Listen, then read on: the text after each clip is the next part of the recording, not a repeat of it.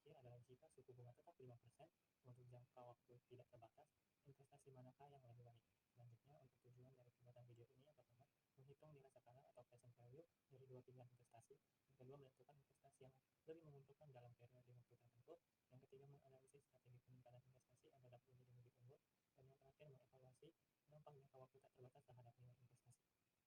Untuk penyelesaian satu, di mana soalnya itu jika suku bunga tahunan yang berlaku tetap pada 5% dan dibungkakan secara terus-menerus, continue selama 5 tahun ke depan, investasi manakah yang lebih baik selama periode waktu ini?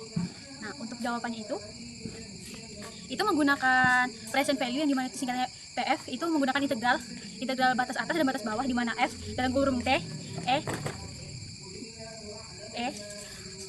pangkat minus RT dikali DT. Yang pertama, PV pertama itu integral batas atas 5 dan batas bawah 0, 3000 pangkat 0,03 T pangkat 0,05 T DT dikurang 1000 sama dengan hasilnya itu minus 150.000 dalam kurung pangkat minus 0,1 dikurang 1, yang dimana hasil dari pangkat minus 0,1 itu 0,904, sehingga PP1 hasilnya 13.274,45 dolar. Investasi yang kedua, PF2 integral 5 batas atas dan 0 sebagai batas bawah, 4.000 dikurang pangkat 0,05 T dikali DT dikurang 4.000, maka hasilnya minus 80.000 dalam kurung pangkat 0,25 dikurang 1 dikurang 4.000, maka nilai numeriknya pangkat minus 0,25 sama dengan 0,7788, sehingga PV2 nya itu 13.656 dolar. Nomor 2, strategi bagi investasi yang tidak lebih baik agar bisa mengalahkan investasi yang lebih baik. Jawabannya yang pertama, itu jika investasi yang kurang baik memiliki pertumbuhan pendapatan yang lebih tinggi, memperpanjang waktu investasi dapat meningkatkan nilai sekarangnya. Yang kedua, mengurangi biaya awal atau meningkatkan modal dapat membuat investasi menjadi lebih menguntungkan. Yang ketiga, meningkatkan laju pendapatan atau mencari cara untuk meningkatkan level investasi.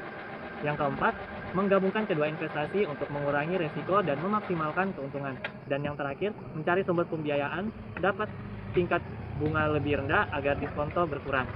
3. Jika suku bunga tetap sama 5%, namun waktu investasi tidak terbatas, investasi mana yang lebih baik?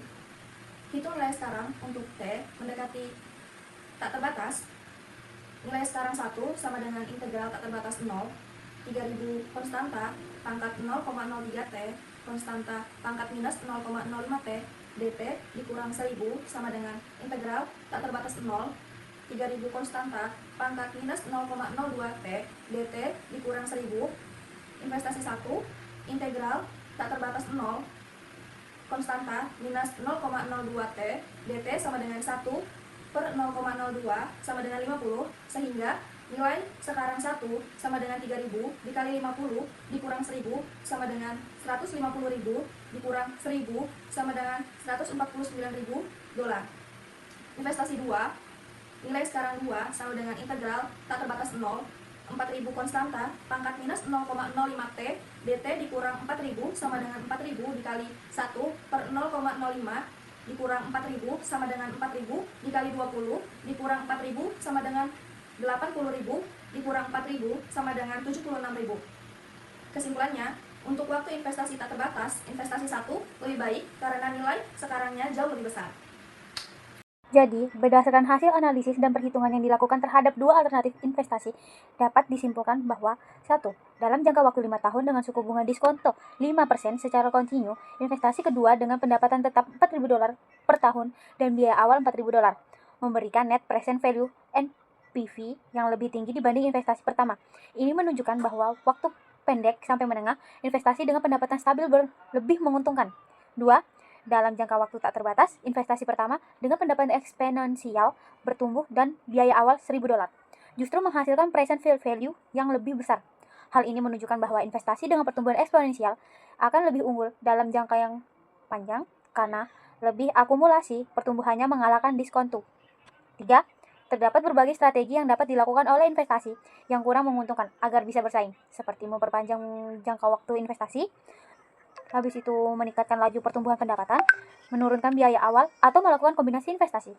Adapun saran dari laporan ini yang dimana pertama, investor perlu mempertimbangkan horizon waktu investasi secara cermat.